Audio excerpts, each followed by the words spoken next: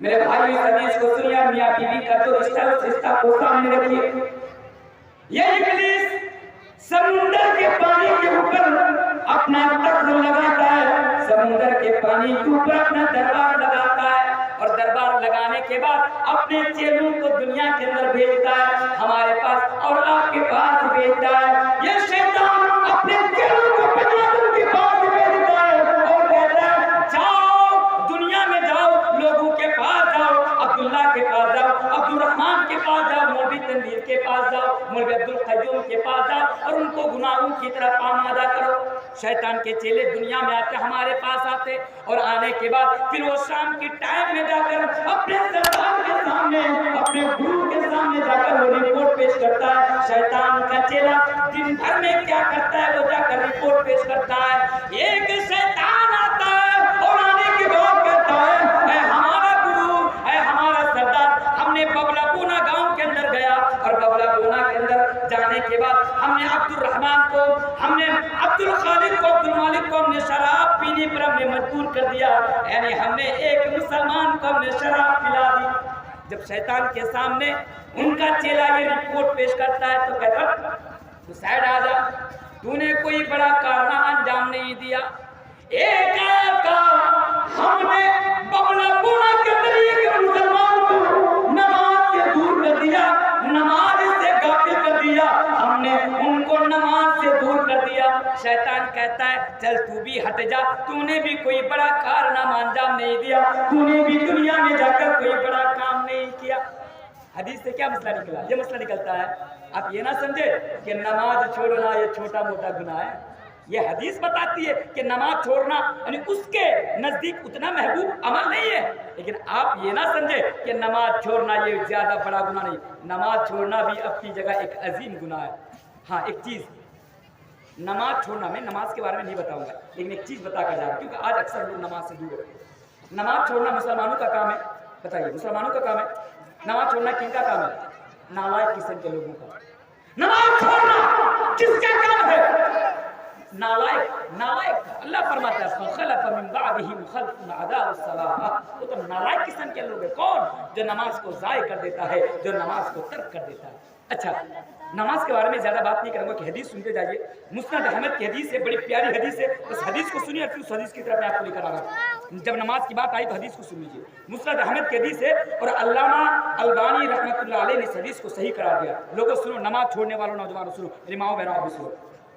اللہ کے پیارے رسول جناب محمد رسول اللہ صلی اللہ علیہ وسلم بیان فرماتے ہیں من حافظ علیہا وکانت لہ نورا وبرہانا والنجاتا. اللہ کے پیارے نبی فرماتے ہیں ان لوگوں جو نماز کی حفاظت کرتا ہے، جو 5 ٹائم کی نماز پڑھتا ہے، کل قیامت کے دن ان کے لیے نور ہوگی، ان کے لیے برہان ہوگی، یعنی ان کے لیے دلیل ہوگی. والنجاتا، اور کل قیامت کے دن اس کی نماز اس کو جنت تک لے جائے گی، یعنی اس کی نماز جنت میں جانے کا ذریعہ بن جائے گی. اور اللہ کے نبی نے اس حدیث کے اندر یہ بھی بیان فرمایا جو نماز کی حفاظت نہیں کرتا ہے قیامت کے دن اس کے لیے نماز نہ نور ہوگی، نہ دلیل ہوگی، نہ نجات ہوگی. اللہ کے نبی فرماتے ہیں ان لوگوں کو قیامت کے دن وہ صداق کے ساتھ، حامان کے ساتھ اور فرعون کے ساتھ اور ابی بن خلف کے ساتھ اٹھایا جائے گا. ابی بن خلف جو دنیا کے اندر اللہ اور اللہ کے رسول کے سب سے بڑے دشمن تھے، ان کے ساتھ اٹھایا جائے گا. بات کہاں سے چلی؟ ایک شیطان آیا اور اپنے سردار کے سامنے یہ کہا کہ گرو ہم نے ایک آدمی کو نماز سے ہم نے غافل کر دیا، ایک آدمی کو ہم نے نماز سے دور کر دیا. کہ تو نے کوئی بڑا کارنامہ انجام نہیں دیا. ایک آیا اور کہا کہ اے ہمارا سردار، اے ہمارا گرو، ہم نے ببلا پونا گاؤں کے اندر، ببلا پونا بستی کے اندر ہم نے میاں بیوی کے درمیان ہم نے جھگڑا لگا دیا، پتی پتنی کے درمیان، ہسبینڈ اور وائف کے درمیان ہم نے جھگڑا لگا دیا، اور ان دونوں کو یہاں تک نہیں چھوڑا جب تک ان دونوں کے درمیان ڈیورس نہ ہو جائے، ان دونوں کے درمیان طلاق نہ ہو جائے، ان دونوں کے درمیان جدائی نہ ہو جائے. میرے بھائیو صحیح مسلم کی حدیث ہے وہ بادشاہ یعنی شیطان کا گروہ، وہ ابلیس اپنے تخت سے نیچے اترتا ہے، اپنے دربار سے نیچے اترتا ہے، اس کو گلے ملتا ہے اور حدیث کا الفاظ ہے نعمان کا، کہتا ہے تو نے بڑا اچھا کام کیا کیا، تو نے بڑا اچھا کام کیا۔ تو میرے بھائیو اس حدیث سے ہمیں یہ معلوم ہوا کہ شیطان کا سب سے محبوب عمل اور شیطان کا سب سے پسندیدہ کام یہ ہے کہ آپ کو آپ کی بیوی سے الگ کر دیا جائے اور آپ کی بیوی کو آپ سے الگ کر دیا جائے۔ شیطان، اب بات کو سمجھیے، شیطان اس رشتے کو توڑنا چاہتا ہے، شیطان میاں بیوی کے درمیان جدائی پیدا کرنا چاہتا ہے، اور آج شیطان بہت حد تک کامیاب بھی ہے میرے بھائیوں، اور اسلام اس رشتے کو بچانا چاہتا ہے۔ اس لیے اسلام نے ہمارے لیے کچھ گائیڈ لائنس بنائے، اسلام نے ہمارے لیے کچھ اصول بنائے، اسلام نے ہمیں کچھ قانون بنائے ہمارے لیے، ہمارے اوپر میاں بیوی کے کچھ حقوق رکھے اور بیویوں کے اوپر ہمارے کچھ حقوق رکھے، اور کہا کہ اے مسلمانوں، اے لوگوں، اگر تم اسلام کے ان گائیڈ لائنس کے اندر رہ کر، اگر اسلام کے ان اصولوں کو سامنے رکھ کر اگر تم اپنی زندگی گزارو گے تو تمہارے درمیان اور تمہاری بیوی کے درمیان کبھی جدائی نہیں ہوگی، تمہارے درمیان اور تمہاری بیوی کے درمیان کبھی طلاق نہیں ہوگی، تمہارے درمیان اور تمہاری بیوی کے درمیان کبھی ڈیورس نہیں ہوگا۔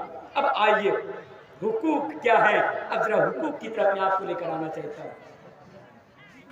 پہلے اگر آپ جلسہ سننے کے لیے آئے نا، آپ کی بیوی نہیں آئی ہے، مطلب مان لیجئے آپ تو جلسہ سننے کے لیے آ گئے، آپ کی بیوی نہیں آئی ہے جلسہ سننے کے لیے، آئی تھی، رات زیادہ ہونے کی وجہ سے آپ کی بیوی جلسہ سے چلی گئی ہے۔ کل جب آپ جائیں گے ایمانداری کے ساتھ ایک ایک بات کو سنیے، یاد رکھیے اور اپنی بیوی کو جا کر بتائیے، کیوں یہ آپ کی ذمہ داری ہے کہ آپ کی بیوی کی نماز برباد نہ ہو جائے، آپ کی بیوی کا روزہ برباد نہ ہو جائے، آپ کی بیوی کا صدقہ برباد نہ ہو جائے، اور آپ کی بیوی کی زکوٰۃ برباد نہ ہو جائے۔ میرے بھائی اس میں سنیے، اور میری ماں بہنیں آپ غور سے سنیے کہ آپ کے اوپر آپ کے ہسبینڈ کا کیا حق ہے، آپ کے اوپر آپ کے شوہر کا کیا حق ہے۔ پہلی چیز، بیوی کے اوپر شوہر کا یہ حق ہے کہ بیوی اپنے شوہر کی عزت کرے۔ اگر آپ کی بیوی آپ کی عزت نہیں کرتی ہے تو جا کر ان کو سمجھائیے کہ تمہارے اوپر میرا یہ حق ہے۔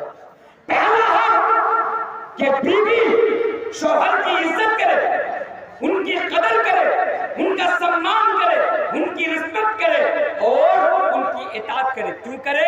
اس لیے کہ بیوی کے لیے شوہر کا مقام بڑا بلند رکھا ہے اسلام نے۔ اب آئیے چند حدیث آپ سنتے جائیے۔ میری ماں بہنیں سنیں، اللہ کے پیارے رسول جناب محمد رسول اللہ صلی اللہ علیہ وسلم کے پاس ایک عورت آئی، ایک لیڈی آئی کسی کام کے لیے، صحیح حدیث ہے۔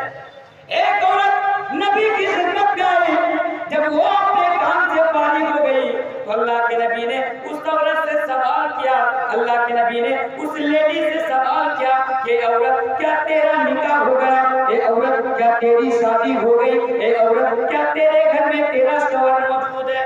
اس عورت نے جواب دیا، یا رسول اللہ، اے اللہ کے رسول، ہاں میری شادی ہو گئی، میرا نکاح ہو گیا، میرے گھر میں میرا خاوند موجود ہے۔ پھر اللہ کے نبی نے فرمایا کہ اے عورت چلے یہ بتا کہ تیرے ہسبینڈ کے ساتھ تیرا معاملہ کیسا ہے، تیرے ہسبینڈ کے ساتھ تیرا سمپرک کیسا ہے، تیرے ہسبینڈ کے ساتھ تیرا رویہ کیسا ہے؟ وہ عورت نے جواب دیا کہ اللہ کے رسول، میرے ہسبینڈ کے ساتھ میرا سمپرک اچھا ہے، میرا ہسبینڈ کے ساتھ میرا معاملہ اچھا ہے، میرا رویہ اچھا ہے۔ اللہ کے نبی نے فرمایا، میرے مائیں بہنیں اس حدیث کو سنیے، میری مائیں بہنیں آپ سے میں بار بار گزارش کر کے جا رہا ہوں کہ بس آپ اس حدیث کو سمجھ جائیے۔ اللہ کے نبی نے فرمایا کہ اے عورت تم اچھی طرح دیکھ لو کہ تمہارا معاملہ تمہارے ہسبینڈ کے ساتھ کیسا ہے۔ اور پھر اس کے بعد اللہ کے نبی نے فرمایا، اور اسی چیز کو، اسی پیغام کو، اسی میسج کو آج میں ہمارے احمد آباد کے رہنے والی میری ماں اور بہنوں کو دے کر جا رہا ہوں۔ اللہ کے نبی نے فرمایا، اے عورت فَإِنَّمَا هُوَ جَنَّتُكِ وَنَارُكِ، کہ اے عورت تیرے لیے تیرا ہسبینڈ ہی جنت ہے، تیرے لیے تیرا پتی ہی جنت ہے، اور تیرے لیے تیرا پتی ہی جہنم ہے۔ حدیث سے مسئلہ یہ نکلا میری مائیں اور بہنیں، اگر آپ نماز پڑھتی ہیں، روزہ رکھتی ہیں، زکوٰۃ دیتی ہیں، صدقہ کرتی ہیں، لیکن آپ کے اوپر جو آپ کے ہسبینڈ کا حق ہے اگر آپ اس کو ادا نہیں کرتے، اگر آپ اپنے ہسبینڈ کو راضی نہیں کرتے، اگر آپ اپنے ہسبینڈ کو خوش نہیں رکھتے، تو اللہ کے نبی فرماتے ہیں کہ ہما فإنما هو جنتك ونارك، آپ کو جہنم کے اندر جانا پڑے گا۔ اس لیے نبی فرماتے فرماتے ہیں حدیث کا الفاظ ہے بالکل صحیح حدیث ہے کہ آپ کا شوہر آپ کے لیے جنت بھی ہے اور آپ کا شوہر آپ کے لیے جہنم بھی ہے. میری ماں یا بہنیں اگر آپ جنت کے اندر جانا چاہتی ہے تو آپ کو آپ کے گھر میں جو آپ کا شوہر ہے اس شوہر کو راضی کر لینا ہوگا, اس شوہر کو خوش کر لینا ہوگا. ایک حدیث دوسری حدیث سنتے جائیے, یہ بھی بالکل صحیح حدیث ہے.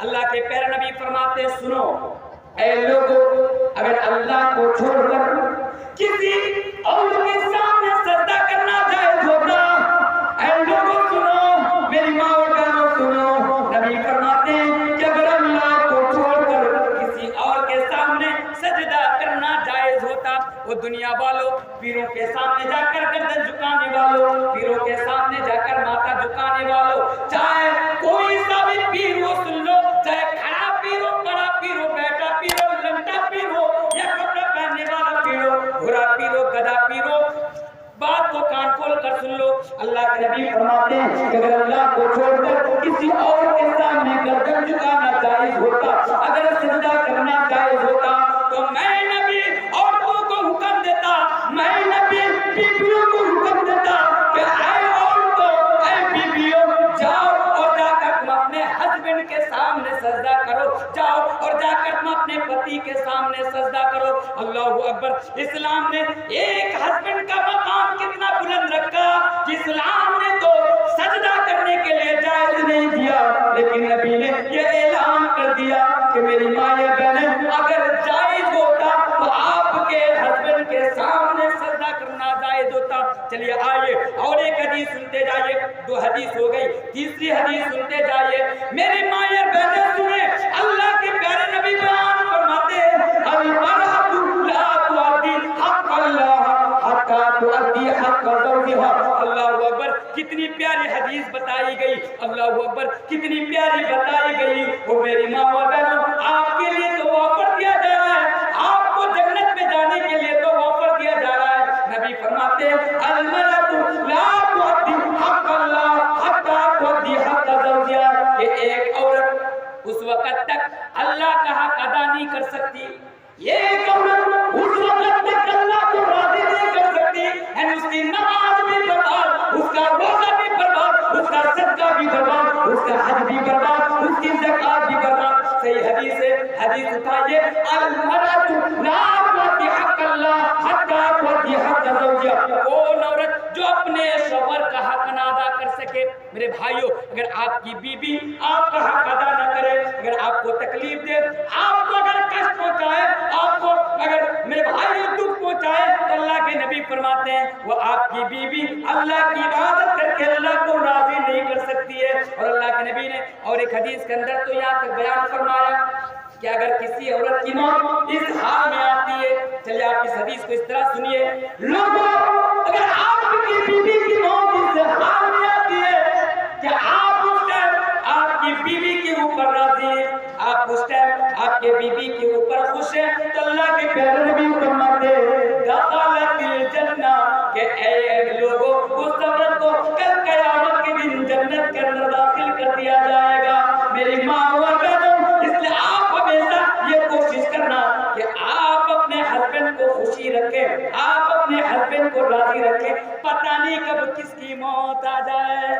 بات سمجھ میں آ رہی ہے, آ رہی ہے نا, جواب دیجیے, آ رہی ہے نا, سنیے. اللہ اکبر. سمجھائیے اپنی بیوی کو گھر میں جا کر, اگر آپ کی موت ایسی حالات میں آتی ہے کہ میں آپ کے اوپر راضی ہوں, تو نبی نے فرمایا دخلت الجنہ, تم کل قیامت کے دن جنت کے اندر جاؤ. اور ایک حدیث سنتے جائیے, اللہ کے پیارے نبی جناب محمد رسول